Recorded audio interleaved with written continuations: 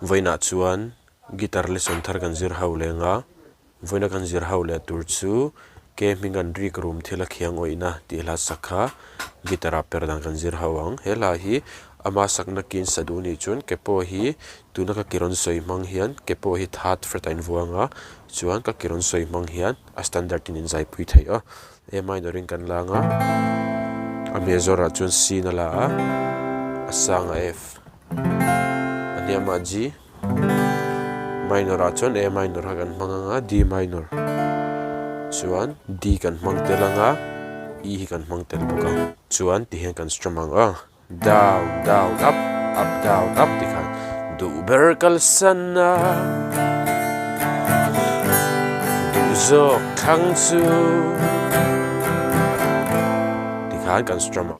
chuan la hi ka thiam ang karan sa chuak lenga uluk den lo ngai thale don ne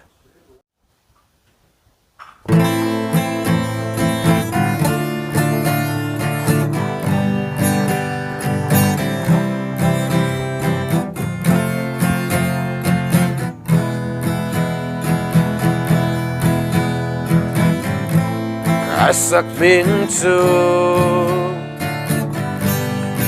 lung min len tu asak mel chu lung min chon tu khware kadem don nge van duai ka chiar don asak ruang chu Miru na loy nu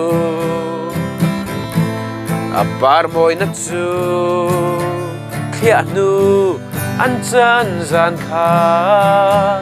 keipo kathin lunga lim na chu khia in na omta mangai na thu kan khung na a shui a fei to glovem ni a bom tu muar le pat ekte kheminan hela ai chatin nang an rim thu chamo kara thu buai zong leng na mi thai chana na malua e khiang oi na hi rigrum thil mo lo ni